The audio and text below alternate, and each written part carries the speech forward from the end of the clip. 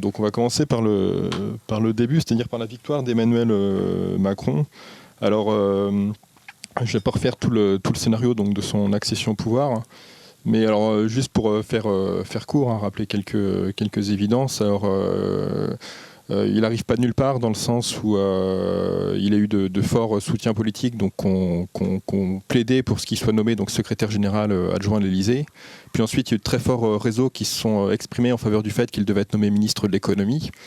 Puis à partir de 2016, il est très clair qu'une grosse partie des médias font une campagne ouverte, assumée en faveur d'Emmanuel Macron.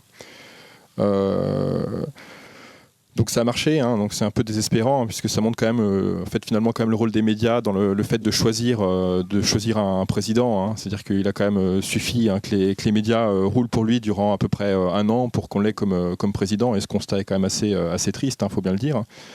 Alors il a été aidé en cela aussi par différents phénomènes. Je les évoquerai pas tous. Mais notamment, il y a eu un attentat donc, de l'État islamique sur les Champs-Élysées, donc à 48 heures du premier tour de l'élection présidentielle. Or, voilà, les mêmes médias qui roulaient pour Macron, les mêmes analystes politiques pro-Macron disaient que sa seule chance de gagner la présidentielle, c'était d'affronter Marine Le Pen au second tour. Donc effectivement, voilà, on voit un peu le rôle d'idiot utile aussi des terroristes islamistes. Donc voilà, en faisant un attentat donc, qui a coûté la vie à un CRS sur les Champs-Élysées à 48 heures du premier tour de la présidentielle, qui a certainement fait gagner quelques centaines de milliers de voix au FN, enfin au RN. Donc c'est dans ces conditions qu'Emmanuel Macron arrive au pouvoir. Le 22 septembre 2017, donc 3 mois après son arrivée au pouvoir, comme il l'avait annoncé, il fait passer donc la loi travail numéro 2, donc les ordonnances Macron du 22 septembre 2017. Les syndicats ne font à peu près rien pour s'y opposer, donc comme d'habitude, donc de la gonflette, ils annoncent des grèves, des manifestations de masse, donc grèves qui ne viennent jamais, donc il n'y a pas d'appel, il y a peu de mot d'ordre clair. Donc cette loi travail numéro 2 passe comme une lettre à la poste. Or elle constitue un recul majeur en fait. Elle constitue la continuation et l'approfondissement donc, de ce qui était déjà passé en 2016 dans la première mouture de la loi travail. Le 30 octobre 2017, il y a ce qu'on appelle la loi SILT, qui est la loi qui en fait intègre la majeure partie des dispositions de l'état d'urgence dans le droit commun. Donc pour faire court, sous couvert de sortir de l'état d'urgence, en fait on intègre quasiment toutes ces dispositions dans le droit commun, donc applicables en permanence. Le 26 mai 2018, Gérard Collomb, qui était à l'époque ministre de l'Intérieur, déclare « Si on veut garder demain le droit de manifester, qui est une liberté fondamentale, il faut que les personnes qui veulent exprimer leur opinion puissent aussi s'opposer aux casseurs et non pas, par leur passivité, être d'un certain point de vue complices de ce qui se passe. » Donc en fait, le 26 mai 2018, le ministre de l'Intérieur de l'époque décrit une alternative assez simple. Soit les manifestants livrent ce qu'il appelle les casseurs, c'est-à-dire les autonomes, les anarchistes, les black blocs, etc., à la police, soit on perdra le droit de manifester. C'est ce que veut dire sa déclaration. Donc je précise qu'on était le 26 mai 2018, donc bien avant le début du mouvement des Gilets jaunes, dans un contexte où les manifestations, en tout cas celles depuis la victoire de Macron, étaient malheureusement plutôt pacifiques. Le 27 juin 2018, la loi actant la fin du statut des cheminots, donc loi appelée loi pour un nouveau pacte ferroviaire, est votée. Donc après 4 mois de mobilisation des cheminots, mobilisation qui était vouée à l'échec, d'une part par la stratégie choisie par les bureaucraties syndicales, donc c'est-à-dire de faire grève 2 jours sur 5 et de reprendre le boulot 3 jours sur 5, et d'autre part par le fait que ces mêmes bureaucraties syndicales ont choisi de laisser totalement isoler les cheminots, donc en flattant en quelque sorte le corporatisme cheminot, en leur expliquant qu'ils allaient pouvoir gagner tout seuls, ce qui évidemment était totalement impossible. Et donc voilà, c'est comme ça qu'on aboutit donc à cette victoire symbolique, très très symbolique de la bourgeoisie française, donc avec la fin du statut des cheminots à l'été 2018. En juillet 2018, pas de bol pour Macron en quelque sorte, la France vient de gagner la Coupe du Monde de football, donc c'est tout le temps un contexte très propice normalement à l'unité nationale. Mais les médias, Le Monde en l'occurrence, il me semble, sort l'affaire Benalla. Alors je ne vais pas en rappeler les détails, parce que ce serait long, et 2 parce que ça a été abondamment médiatisé, donc tout le monde s'en rappelle les grandes lignes. Mais juste pour rappel, c'est à l'occasion donc, du scandale lié à l'affaire Benalla que Macron prononce sa célèbre phrase donc, devant un parterre de parlementaires et de politicards de La République En Marche, sa célèbre phrase donc qu'ils viennent me chercher. Voilà, donc si certains ont quelque chose contre moi, qu'ils viennent me chercher. En novembre 2018, une fraction du prolétariat du pays, les fractions les plus paupérisées notamment, sans doute en partie lassées des provocations verbales d'Emmanuel Macron et de sa clique mafieuse, prennent au pied de la lettre donc l'appel de Macron à venir le chercher, et donc c'est le début du mouvement des Gilets jaunes. Mouvement qui sera caractérisé donc par une très très forte répression policière, en tout cas par un saut à minima quantitatif dans la répression policière par rapport à la façon dont ont été réprimés par exemple le mouvement contre la loi travail 2 ans plus tôt en 2016. Donc voilà, avec de nombreuses personnes amputées, défigurées, y compris des journalistes agressés par la police, etc. En décembre 2018, alors que le mouvement des Gilets jaunes a commencé donc depuis un mois, un attentat survient sur le marché de Noël à Strasbourg. Voilà, donc on ne va pas parler non plus en détail de cet attentat, hein, les questions de terrorisme pourraient faire l'objet d'une émission spécifique, mais juste pour signaler alors, 2 choses. D'une part, le terroriste a été retrouvé 2 jours après avoir tué 5 personnes sur le marché de Noël de Strasbourg, et il a été abattu donc, de 36 balles. Donc manifestement, il ne fallait vraiment pas qu'il parle. Hein. Voilà, 36 balles, c'est-à-dire qu'il n'y a pas besoin de très fort en anatomie pour savoir qu'il suffit de 4 ou 5 balles, y compris dans des organes non vitaux, pour neutraliser quelqu'un. Donc voilà, 36 balles, manifestement, il ne fallait pas que le mec s'exprime. Et donc le lendemain de l'attentat, Castaner, donc, qui a succédé à Collomb au poste de ministre de l'Intérieur, vient expliquer sur une radio publique que non, l'État n'a pas fait cet attentat, ni laissé faire cet attentat. Bon, ce qui est quand même tout à fait suspect. Hein. C'est-à-dire que c'est la première fois, à ma connaissance, que le lendemain d'un attentat attribué aux islamistes, un ministre de l'Intérieur en poste vient expliquer que non, ce n'est pas l'État qui a fait ou laissé faire l'attentat. Voilà. En avril 2019, alors le mouvement des Gilets jaunes n'est toujours pas terminé, on est toujours en plein dedans. Le gouvernement tente de faire passer ce qu'il a appelé la loi anti-casseurs, qui contenait une disposition tout à fait inédite pour une démocratie bourgeoise en temps de paix. C'est une disposition qui visait à créer un fichier des personnes interdites par l'administration de manifester. Par l'administration, il faut comprendre par la police politique. Pour faire court, en fait, la DGSI ou les cellules locales, départementales du renseignement territorial communiqueraient en fait des listings de personnes, éventuellement d'ailleurs avec un casier judiciaire totalement vierge, qui n'auraient pas le droit de se rendre à des manifestations. Et donc, en l'absence de toute condamnation judiciaire, une partie de la population, la plus excitée ou enragée, on présume, n'aurait plus le droit d'aller manifester. Alors, cette décision a été déclarée anticonstitutionnelle par le Conseil constitutionnel, mais elle en dit néanmoins non hein, sur les tendances liberticides et dictatoriales du pouvoir, hein, effectivement. En juin 2019, c'est très intéressant, ça fait écho avec ce qui a été dit plus tôt par les camarades.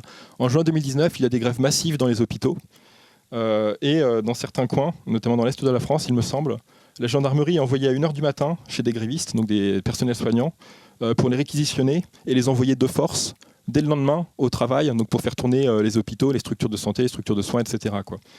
Donc c'est-à-dire que ces mêmes soignants qui l'année suivante, quelques mois après en fait, seront décrits comme des héros défendant l'hôpital public, sauvant la France de l'affreux coronavirus, voilà, sont réquisitionnés de force par la gendarmerie qui vient les chercher à domicile pour les faire travailler. Voilà, il faut savoir que la réquisition de personnel soignant, dans ces proportions en tout cas, ça fait plusieurs décennies que ça n'avait pas été vu en France. Il faut remonter en fait au début de la Ve République. Le 6 août 2019, la loi de transformation de la fonction publique est votée. Donc pareil, c'est une victoire tout à fait symbolique hein, pour le gouvernement En Marche, dans la mesure où c'est une loi qui attaque frontalement le statut des fonctionnaires, qui favorise les départs, les transferts vers des secteurs de la fonction publique qui pourraient être privatisés, etc. Donc loi qui passe, bon, moyennant quelques manifestations d'agents publics, mais une loi qui passe en réalité comme une lettre à la poste en plein mois d'août 2019. En novembre-décembre 2019, donc à la fin de l'année dernière, même si ça paraît déjà très loin, 2 choses intéressantes à noter.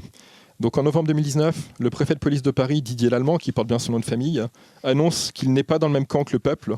Voilà, je ne suis pas dans le même camp, madame, déclare-t-il à une gilet jaune. Et le mois suivant, en décembre 2019, un commandant des CRS donne pour instruction à ses troupes, donc au CRS de base, allez-y franchement, n'hésitez pas à percuter, et ceux qui sont à votre contact, et allez à ceux qui sont à votre contact, ça fera réfléchir les suivants. Donc là, on était dans le contexte du début du mouvement contre la réforme des retraites, donc commencé par les grandes grèves et les grandes manifestations donc de décembre 2019. Et donc la consigne, c'était d'y aller franchement et de ne pas hésiter à percuter. C'est à mettre aussi dans le cadre du retour donc de ce qu'on appelait en fait dans les années 80 les voltigeurs, et donc qui ont été ressuscités par le pouvoir macronien. Donc ça a changé de nom, hein, c'est les Braves maintenant, Brigade de répression de l'action violente, mais le principe est exactement le même que les voltigeurs donc des années 80. Voilà, donc on retourne à des pratiques répressives qui n'avaient plus cours depuis on va dire une trentaine d'années en France. On arrive maintenant à début 2020, donc au début de cette année. Le 18 janvier 2020, Macron va au théâtre et un journaliste qui par hasard est dans la même salle de théâtre que Macron fait un tweet pour annoncer que Emmanuel Macron est au théâtre, donc près de la gare du Nord à Paris. Voilà, donc des gens donc mécontents dans le cadre notamment du contexte d'opposition à la réforme des retraites tentent d'aller chercher le président comme il les avait invités 1 an et demi plus tôt. Et ce qui est intéressant dans cette histoire, et pour faire très court, c'est que le journaliste qui n'avait commis aucune infraction, jusqu'à preuve du contraire, faire un tweet pour dire où se trouve le président de la République, ce qui est normalement une info à caractère public, n'est pas une infraction pénale en France, a été placé en garde à vue. Donc évidemment, il n'y a pas eu de suite, mais bon, pareil, c'est tout à fait intéressant. C'est-à-dire que renseigner la populace sur où est-ce qu'elle pourrait trouver le président, qui est quand même censé rendre des comptes puisqu'il a été élu, maintenant apparemment, ça vous envoie direct dans une cellule de garde à vue. Un peu plus tard dans le même mois, quelques jours après, Macron, décidément en roue libre, s'immisce donc dans une affaire judiciaire en cours, donc l'affaire Sarah Halimi. Donc pour faire court, c'est un crime antisémite qui a été commis à Paris. Donc il y a un fou qui a tué une personne âgée, avec des motivations certainement à partie antisémite. Et donc Macron se permet de dire qu'il faut un procès, alors que la justice avait estimé que l'auteur des faits était irresponsable. Donc voilà, c'est intéressant puisque au plus haut niveau de la présidente de la Cour de cassation, Macron s'est fait rappeler à l'ordre en lui rappelant qu'en théorie, il n'avait pas à imposer aux juges le choix de poursuivre ou de ne pas poursuivre quelqu'un, qu'ils étaient censés être en théorie, je dis bien en théorie évidemment, parce que nous on ne croit pas à toutes ces conneries, mais néanmoins qu'ils étaient censés être en théorie indépendants. Le lendemain, le 24 janvier 2020, Castaner annonce une circulaire pour les élections municipales. Et contrairement à ce qui se pratiquait jusque-là, donc jusqu'aux élections municipales de 2014, seuls les élus des grandes villes seront considérés comme ayant une étiquette. Donc de mémoire, c'est les villes au-delà de 20 000 habitants. Et en dessous, les résultats ne seront plus comptabilisés en tant que tels. Donc le calcul il est simple pour le pouvoir. En Marche, et donc le parti au pouvoir est surtout implanté dans les grandes villes, là où se trouvent les cadres, les patrons, etc. Et donc très peu implanté dans les petites et moyennes villes, qui votent peu, et quand elles votent, plutôt pour le RN ou la France Insoumise. Donc la stratégie était visible et grossière même. C'était en ne comptant pas dans la présentation nationale des résultats le vote des petites villes, de présenter de manière outrageusement favorable au parti au pouvoir le résultat des élections municipales. Le 18 février 2020, Olivier Véran, récemment nommé ministre de la Santé, affirme, alors qu'il est interrogé à propos du coronavirus, « La Chine a pris ses responsabilités en mettant en place des mesures de confinement et d'isolement très rapidement.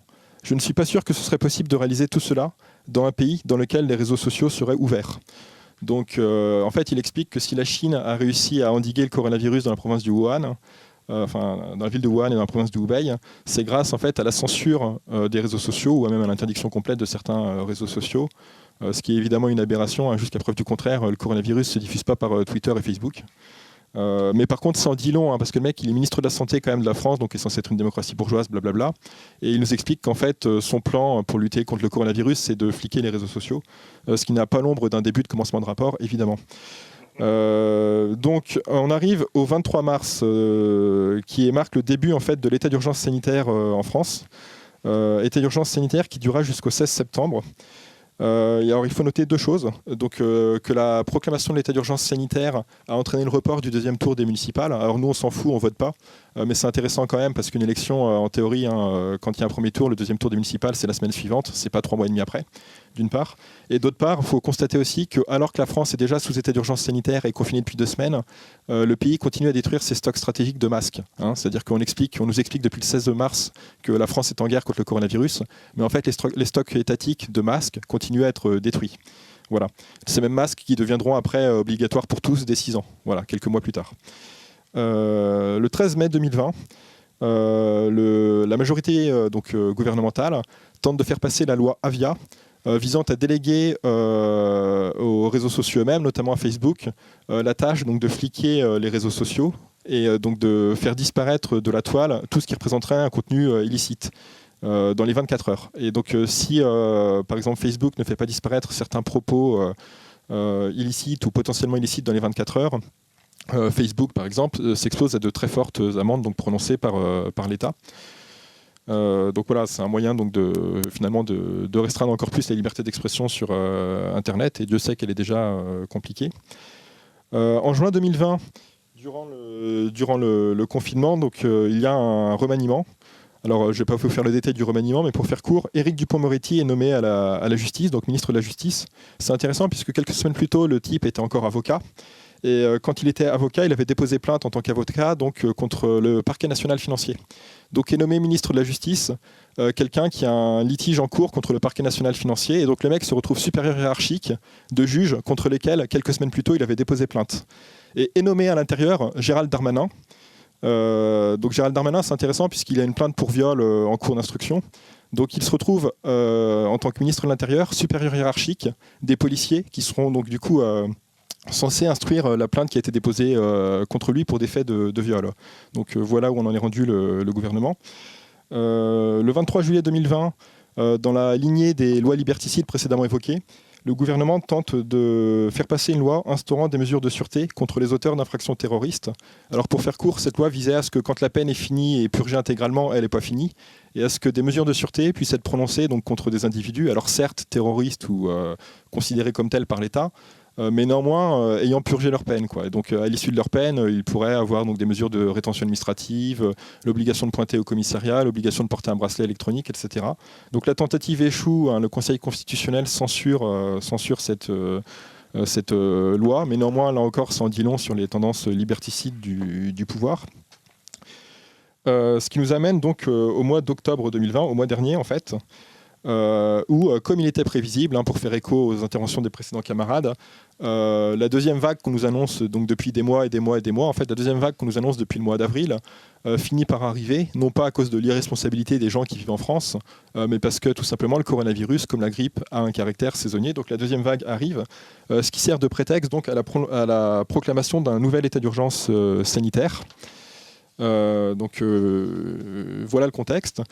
Le 17 octobre, un couvre-feu est décrété donc, pour 20 millions de personnes.